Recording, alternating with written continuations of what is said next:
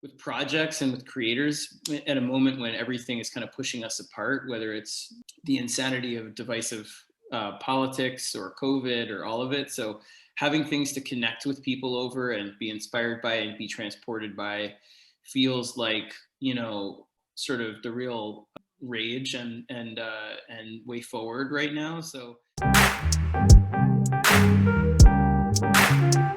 Lounging, son.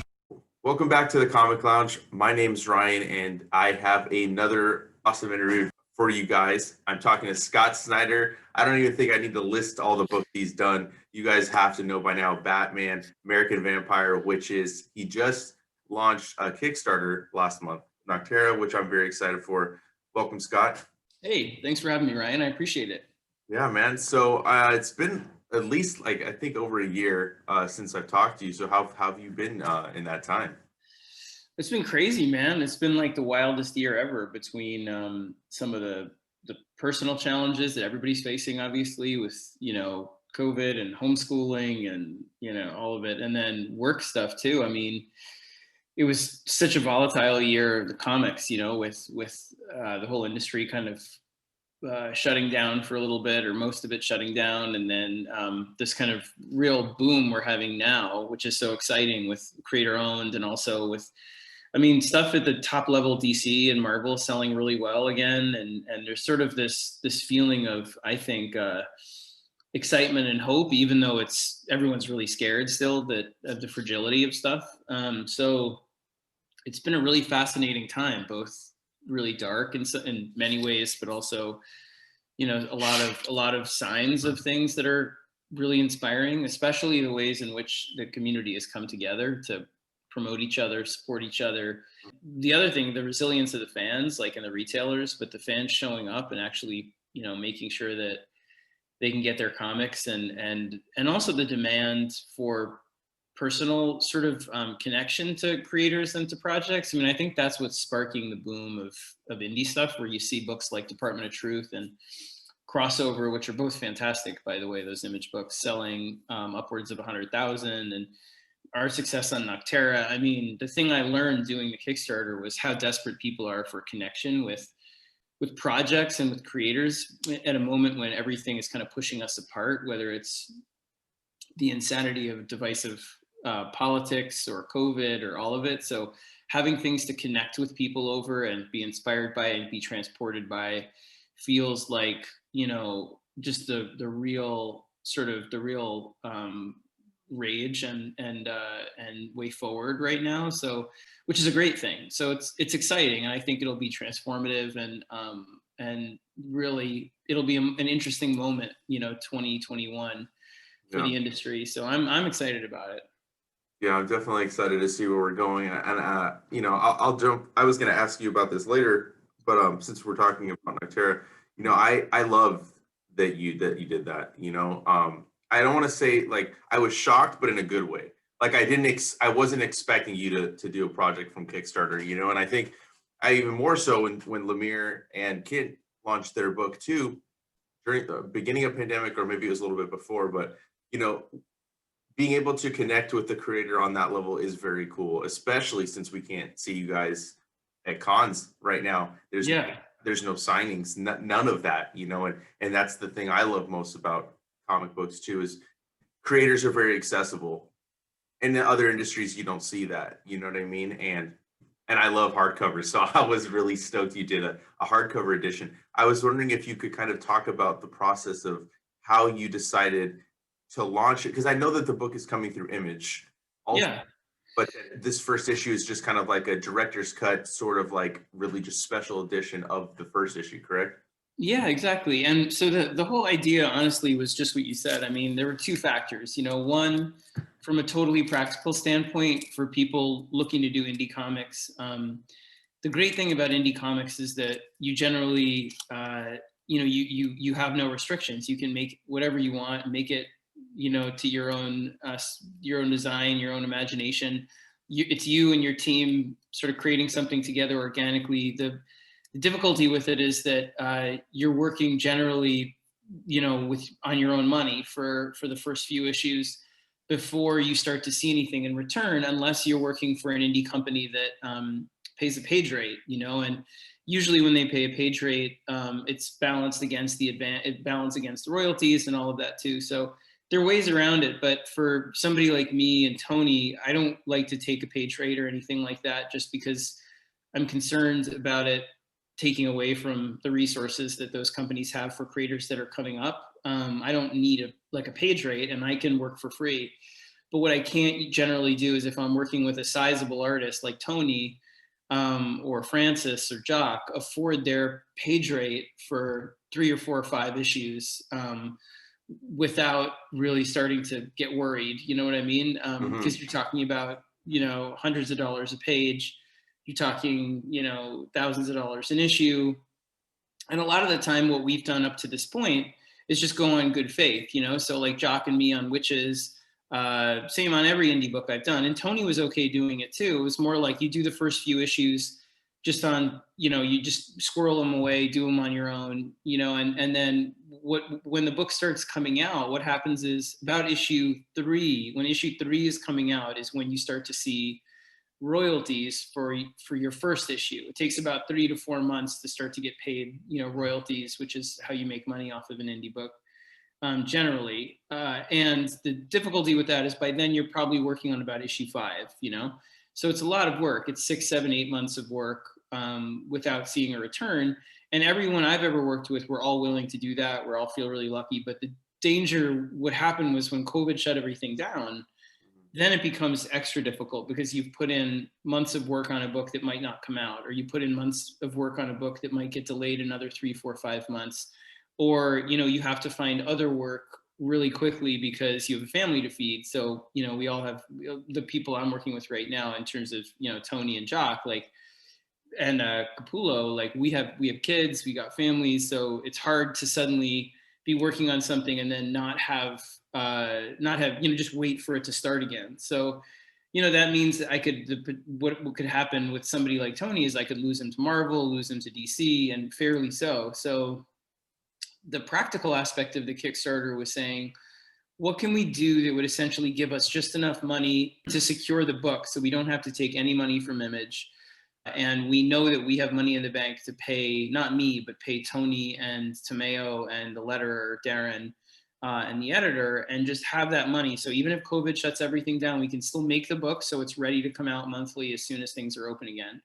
And if we do that, to do it with integrity and make sure we're not trying to just make some windfall and walk away with money, on just at the expense of fans, or not. It's not even, there's nothing wrong with it. It's just, I didn't feel particularly comfortable doing one if it hit $200,000 or something like that, walking away with, I wanted to find a way of putting it back towards more books. And so I've been thinking about starting my own imprint for a while. I have my own company, Best Jackett, and I've been using it.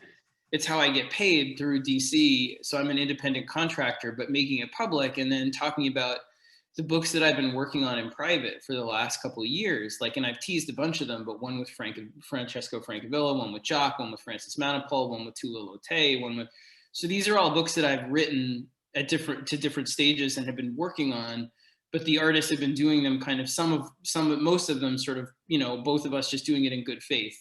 But what it became down to is if I make enough money from this Kickstarter, I'll be able to have a lockbox where I can pay the artists consistently and they can stop working on other projects, and we can make sure that we have the funds to make these books really happen. So that was kind of the practical aspect. And then the emotional aspect, honestly, was just Tony and I looking around and being just like you said, man, I miss cons. We've quarantined multiple times. New York was really hard hit by COVID. We were totally locked away with a baby. We had the baby in May of last year, and then he had a big surgery, at a craniotomy in December for this fused bones in his skull, and that knocked us all out until February, March, and then COVID was here. So for me, I barely went to any cons anyway in 2019 because of the baby. I think I only went to San Diego, and then maybe one other, I'm not sure. But so I miss fans terribly. I miss going out there and mixing it up and talking about the stuff that we're doing and getting to sign and say thank you. And so we wanted to do a project that would really be focused on that and let you in to see the process of making the book, invite you to take a class with me or see Tony do a live drawing tutorial, craft sketch, be sketched into the book. Nothing that was kind of like beyond prints, like bells and whistles, like pins or toys. Not that there's anything wrong with that either. It's just more this campaign was focused on inclusion and connection. And so that was the goal with it. And yeah, we hit almost $220,000, which, you know, is way above. We were hoping for like 50 or 60. So secretly, I was hoping that maybe we'd get about double that, maybe about 80, and then that would allow me to start to pay some of the other artists lined up next. And now, I mean, we have enough to really, I have enough to finance a couple books, honestly, past Tony. So I'm really excited about it, and I can't thank people enough. It's been incredible. And just so you know, like in case you're interested, Nocterra does come out in March from Image.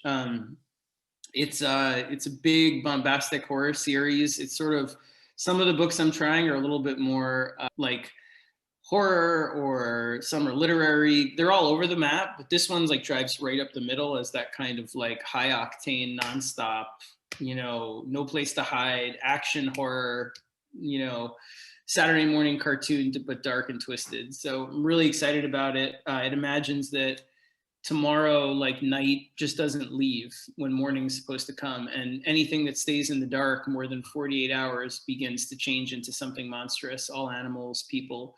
So it's a world that takes place about 12, 15 years after that, when it's just been devastated by this darkness and nobody knows why it's here and when it'll leave. And so it's like a survival epic about this woman who's a trucker in this world who transports people from outpost to outpost. And the only way to stay safe is to stay in the light. So they have all these artificial lights that, you know, around cities or towns and stuff like that. And so it's a lot of fun, a lot of ink, a lot of darkness.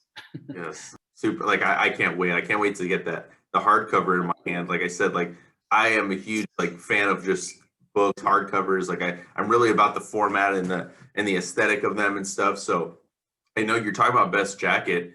Will you, first of all, it's kind of a two-part question. First part is, will you launch other books in the same fashion, possibly like just the first issue through Kickstarter? And then can you expand a little bit also on Best Jacket, if it's going to be an imprint maybe at Image, or is it going to have stuff like multiple publishers possibly?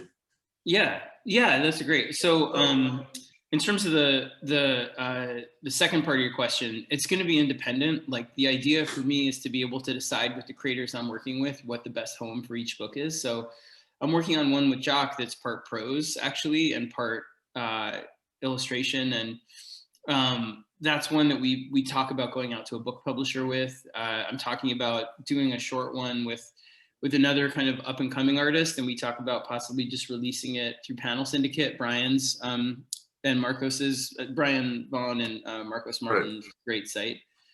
So the idea is to be able to be nimble and to be creatively, you know, exciting to ourselves and not be locked in any one place. I can't say enough good things about Image and how they've treated me, and what a great home they are for books. But I have quite a few books there now. I have like Witches, which we're really hoping to bring back this coming year. We were actually secretly, I think we can talk about it, but it got picked up for television by the company that had it for film. Kind of reinvestigated it now that we have more material, and they looked at our outlines for the next arc and thought that it'd be better for TV. And so we kind of redesigned the whole thing, the deal to do that. So Jock and I are working on that currently, which essentially like allows us to hopefully translate that into a third arc soon in 2020. But I've got Witches, Undiscovered Country, Nocterra coming out, and then this other book, Chain, through Best Jacket. So with 4 books kind of an Image, I feel like I have a pretty solid base there. And then it allows me to also be like, well, what if I want to try something at, you know, self-published or at Dark Horse, or, you know, go back to Black Label for something if people really want to, that I'm working with, you know? And so for me, that flexibility allows me to just be creative in terms of not just the books themselves, but how we physically make them, how we distribute them, all of it. So that's the goal, you know. And I totally blanked. What was the first part of the question? Oh, again? sorry. The first part was will we see more launches through Kickstarter? Oh, right, through Kickstarter? Like for the first issue?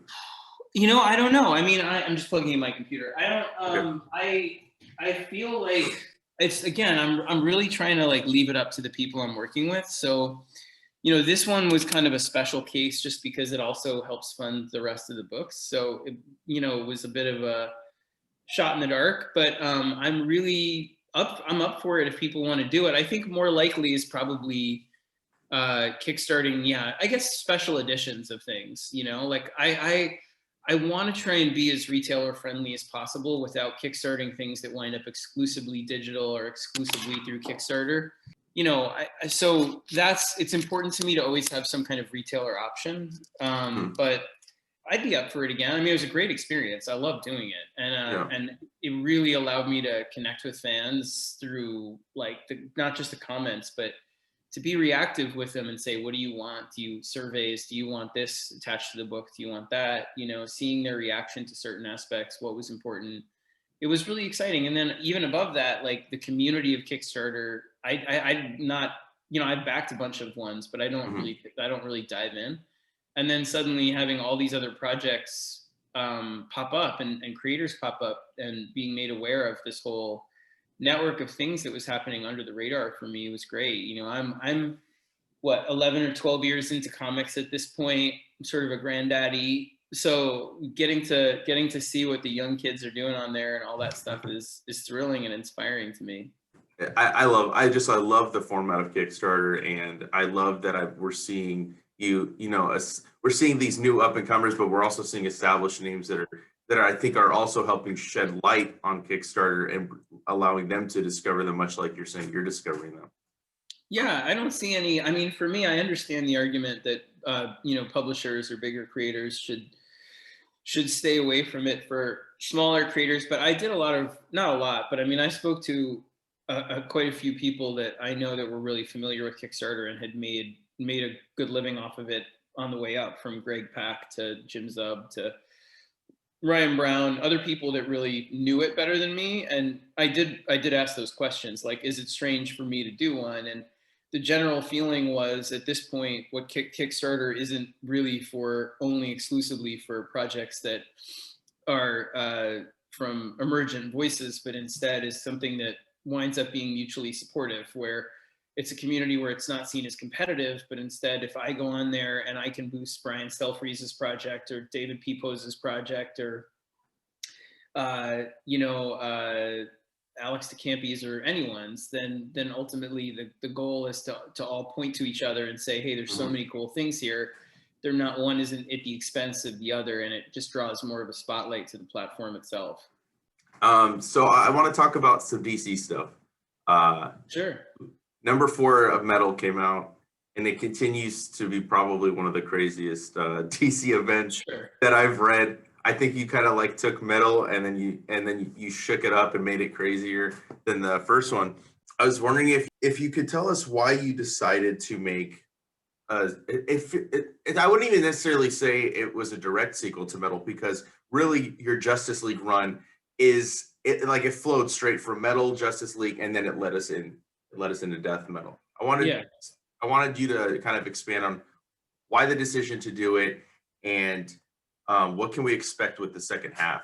Yeah, well, the second half is I promise, like On My Kids is my favorite half. I mean, 5, 6, and 7 are my favorite issues of the whole thing. I mean, they have some big fun surprise moments, but it's the emotion of it that really gets me. And, co-writing this issue that we're just finishing, me and Jeff Johns, like, it's really about the end of an era and the welcoming of a new era, and the excitement and the fear, all of it wrapped into one thing. Where when I pitched Death Metal, I pitched it back when we did Metal as a kind of sequel, because the goal with Metal was to remind people how fun comics and comic events should be, but also how much heart they should have, at that time. And it was really about a moment when things were so divisive and dark, and in 2016 into 2017, that it was about, trying to imagine that we're not just the worst versions of ourselves, Batman seeing, but that ultimately seeing the worst versions of ourselves make us better.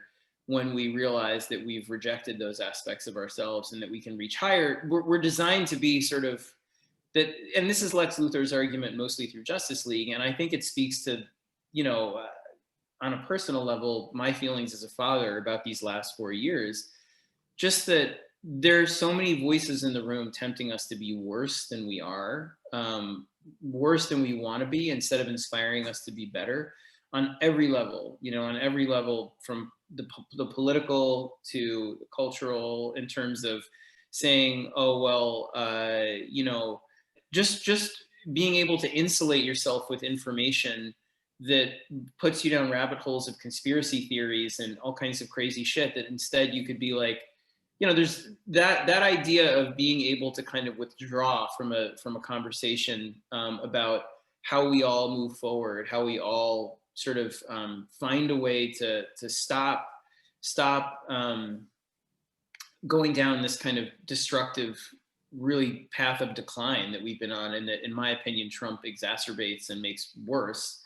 Yep. But above, outside of politics, just a general feeling, that we're getting worse, and that we are, as people globally, not just in America, being asked by our leaders and by sort of, the kind of the ways in which we consume things, in terms of being able to suddenly just pick what we want. And there's, you know, there's sort of being able to insulate yourself in terms of information, bubble wrap yourself, and all of it is like a withdrawing. All of it is like a subjective experience versus any kind of objective experience. And that sense of, why not? You know, why don't you just matter more than anyone else? Why should you care about somebody else's experience? What's the point of this fallacy of collectivism, of saying, well, we can all be better together, we can all get along?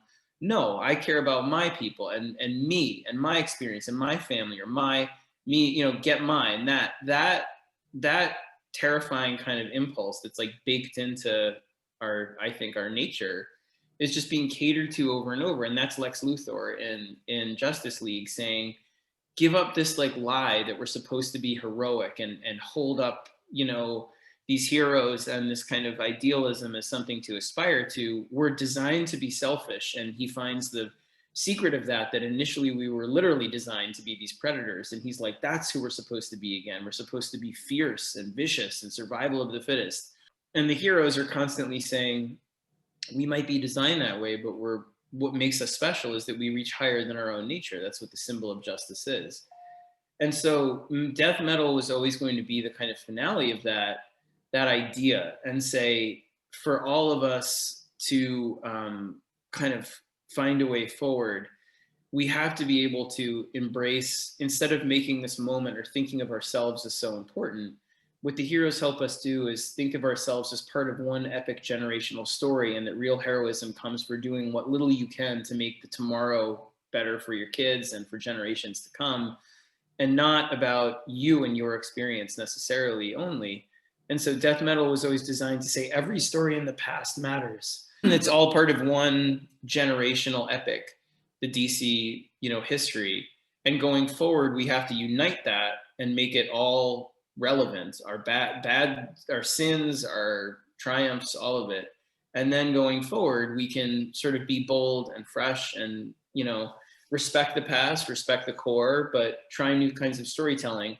But the more disconnected we are from each other, from our past, from our history, from the legacy, from the true meaning of what these heroes are, all of it, the more Luthor and the other characters win, Perpetua and the Batman Who Laughs. So that's kind of the big feeling of it, and how it was designed. And these last issues, I hope, really bring that home. When I really it solidified that I liked the series was you had the moment with Wally, Barry, and Jay, and that one page, because Wally West is my favorite character. So just seeing that page, and I kind of didn't like the way Wally had been treated. I talked to Joshua Williamson like a couple weeks ago, and I told him the same thing. Like, I'm very like protective of that character, and when he's not treated right, it's almost like somebody's doing like a family member wrong. I don't know how else to explain it, but I love that page, and I'm loving where the series is going. And, Thank you. And I know it's leading it, and again, that's why I like talking to creators, because like everything you just said, like I can try to analyze a book, but I don't really know until I'm talking to the person that's writing it, and it's like now I want to go back and already reread the first 4 issues just so I can kind of like look at it in that context. But I was wondering, you said that it's tying into everything past, present, all that stuff, right? And I know it's leading into future state, I think. Yeah, it is. I saw everything yesterday, all the images, all the covers. I don't even know what to think of it because like there's just so much going on. So I can't even perceive like how metal is going to lead into it, what we're going to see post. I was wondering if you could kind of, without getting in trouble, if you could sure. elaborate on future state. Absolutely, yeah. Well, so the idea with I don't want to spoil the end of metal or any of that stuff or spoil future state in any particular way, but the idea with metal is to kind of bring back possibility to the DC universe by sort of solidifying the past. And by solidifying the past and having the characters kind of accept that they've had all of these stories that have been erased and these knots in the timeline, have all of that kind of be undone in their memories and their minds and their hearts, that they're suddenly sort of, and that the multiverse that's been constrained is kind of exploding outward all of a sudden. There's a sense of wonder and possibility and terror to the DCU afterwards. And so without getting too literal about like how death metal kind of precipitates future state, the idea is that future state essentially is going to give you glimpses of possible futures for the DCU. So it's something that I think it will be a blast of creativity. I'm excited because I think the talent on it and the designs, the artists, the things they put together are really cool. But it's also something that isn't. It's not something that, if you dislike it, it's suddenly there for years. Like it's more of a kind of a teaser of things we can do with these characters and seeing how fans respond to it to see what we want to make, solid later. And it's meant to be more conversational in that regard, I think, with fans, and to say, these are some of the cool ideas that we were thinking about, or that DC was thinking about. I'm not really a part of it, but I totally love what a lot of what's planned for it, and I'm very aware of it and what comes after it as well. So it's more of something that's kind of like, it's not, I feel like it's not something that, it should just be something that's able to be enjoyed. I think there are a lot of great stories in it, and just it'll give you a sense of possible storytelling directions for some of these characters down the way. And if you love them, I think you should be loud about them, or if you hate them, be loud about them. And I think DC will be listening to what you respond to in that regard. And then March afterwards is, when we come back from that, I think there'll be a significant, sort of also a significant kind of jumping on point for a bunch of stuff, new stories, a couple new books, couple new creative teams. No like number one relaunch kind of stuff or any of that, because we don't want to go that crazy with it, I don't think, unless they do. If they decide to do that, I support it, but I don't. That's not the plan now. Okay. So but the plan is to have kind of an initiative and say, DC, I don't want to give away what it is, but DC something, and invite you in because it's the start of new arcs and that kind of stuff, and have a kind of unified vision about DC being a place of real exciting and endless and new possibilities, while still respecting and being built on a strong foundation of legacy. Yeah, okay. I'm a little bit more excited now for it. I mean, not to say that I wasn't excited. Some of them I had like question marks. What I really did like was the creative teams. A lot of creators that I hadn't seen at DC before. Huge fan of Brandon Thomas and what excellent. So I was really stoked to see him on there. And Mariko Tamaki doing a Batman book. I didn't think I'd see that, so that was kind of cool. But like you said, I did not see your name. So I was wondering, what's next for you and Greg? What are you guys? Do you guys have anything coming from DC? We do. We have too much. Like Greg and I are just deciding what to do next. Honestly, we have a project at DC that I'm really excited about. That is more of a kind of like what we did with Last Night on Earth, where it's to the sides to give people room, but it does tie into the main line. Also, it gives. I can't really describe it without giving away what it is. So it's more of a kind of like. It's more of a like a project in continuity, but it's not going to demand a lot of oxygen from the main line, Okay. to give people room to breathe on it.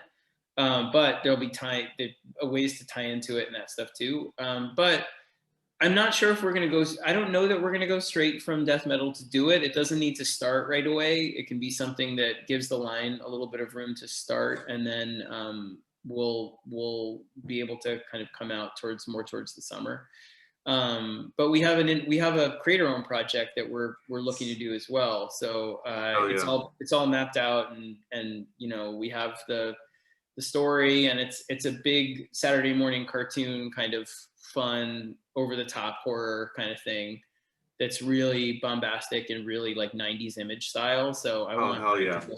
go spawn on it and just have a lot of fun. And metal is taking a lot out of him. I mean, I feel really, it's a tough book to draw because there's so many characters, and it's a final epic battle is like final epic battle of like, you should see the panels he's doing. It's incredible. But so this would just be fun, and so I don't really know. And he, there's talk of whether or not we take a break from DC, do our stuff, or if he wants to do something across the aisle, that's cool too.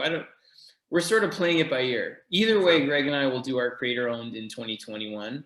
Okay. But I'm not sure if he's going to be doing I've signed on to do this project, this big project at DC. That's like I was saying, and I hope Greg will do it. But I totally understand if he wants to take a break, do some other stuff, and then we have our creator owned lined up for 2021. Cool, So man. it could go either way. I don't really know, but I'm excited and happy for him in every way possible. He's my best friend, and so it's really however he's feeling when he's done with metal. But as long as we can do our creator owned, thing in 2021 and have something we own together, I'm happy. Yes, if it's between DC and creator owned, I want to see that creator owned. And I feel like there's just like you're unbound when you don't have DC overhead. You know what I mean? I want to see what you guys do together with no control, kind of, for lack of a better way of saying it. Yeah, no, DC's been amazing about just letting us really be creative. But it's a different feeling when you own it together and you're making your own thing. And I just want to try. I want to have one thing at least that we do that way before we kick the bucket. So I definitely I'm in that boat too. But I'd love it if we get to do this DC thing as well. So that would be great. Or if eventually maybe we'll go to Marvel together at some point down the line. I don't know. We're just I just feel very lucky to be in the position that I'm in, and part of my goal is to try and just be creatively exciting to myself and to you guys by trying new things and never becoming complacent and just writing Batman stories forever in different ways. And as much as I would love to do that, and also being somebody who can help other creators that are coming up. So part of Best Jacket and what I'm hoping to do in 2021 is also just be more aware of projects coming up, try and support them, and support people at DC that are new voices, and do what we're doing in death metal, which is kind of welcome whatever's coming in the most enthusiastic way possible. And you also, American Vampire came back, which one of my favorite series. I think that's the book I discovered your work on for the first time when I picked up American Vampire #1. So to see it come full circle, and this is the conclusion. Is this going to be the final word on Skinner Sweet? Well, it's the conclusion of this whole kind of the way the series has been designed up to this point, where it kind of moves forward in time towards the present. It will get to the present in the coda of this arc. So that version of the series will be done. But Rafa and I think of it like Hellboy, or that kind of a thing, where we always want it to be something we can return to and do specials and go back and do stories in the present that have the characters here investigating cases that are informed by the past, or do specials in the past. So it's not like it's done. We won't ever return to it. It's more like this brings a close to this kind of whole version of it. Like if it was almost like, a television show and you finish it and then you're like, but we might do a special sometime down the line kind of thing, or we might bring it back to do in a new way, later, but we won't come back to do it this way where it's moving through different decades up to the present anymore. Okay, cool. And I also want to ask, what was it like? I mean, it's been so long since we had an American Vampire Comic Con. Since what was it like jumping back into that world with those characters? I thought it was going to be hard, Ryan, honestly, because I was like, I haven't written these characters in a year plus. Like, just what if I'm not good at their voices anymore? Like, what if I, what? And then it was the easiest thing I've written all year. Like the second I started writing Skinner, I was like, it was like coming home, and it made me remember. My wife isn't a huge comic reader. She loves reading anything I suggest, but I don't like force, her. I'm not like, hey, read 50 issues of Justice League that I'm doing. She's a doctor. Like she has like a real job too out there in the world. But when she asked me once in a while, like, what book do you want me to read? I showed her Metal and that stuff, but it's hard because Metal is so in continuity stuff, for Mhm. somebody who isn't used to comics. She loves Greg, loves his art. We're all good friends. But American Vampire is the book that I really get, which is an American Vampire, and American Vampire was the one I was like, well, this is the one that's the most me. It's the most. It's like it's the series that has. It really is like the most me of anything, where it's all the things I love to write about. It's the way I like to write the most comfortably. Everything is like just home. It's like everything else is flexing certain muscles in ways that are exciting to me. But American Vampire is just like it's just effortless to write. It's the one series out of like Witches is really purely me in terms of my deep-seated fears, right? Metal is like what I really think about superheroes and why they matter and what comics should mean to us. So they're all personal in really deep ways, but American Vampire is just like, you know, transparently everything I love to write about and the way I love to write without any pushing in one direction or another. Do you know what I mean? Yeah. So I love it. It's like my favorite thing to go back to, honestly. I really adore it and adore the characters. And Raphael and I are friends, now 11 years or so. It's crazy where we're like been through kids and marriages and all kinds of stuff. So Yeah, it's definitely always been one of my favorite series, and I was really stoked to hear that it was coming back. Um, thanks, man. and I know you have to let you go, but before we get out of here, if you could, real quick, maybe I know you kind of already talked about it, but maybe just tease some of the projects that are coming out, maybe when we'll see them, and then also share with everybody watching where we can find you online. Yeah, of course. Yeah, sure. So I have a bunch of projects. So I have with DC, obviously, Death Metal is the big project. So we still have issues 5, 6, and 7. We've got a bunch of specials coming out. We have 2 80-page giants, one that tells the last stories of the heroes before they go into their final battle, one that shows them fighting the evil versions of themselves, packed with talent that's like, legacy talent and then new talent. We have the Robin King special by Pete Tomasi and Riley Rossimo, and a backup by Tony Patrick with the Signal. So there's just a ton of really good stuff coming.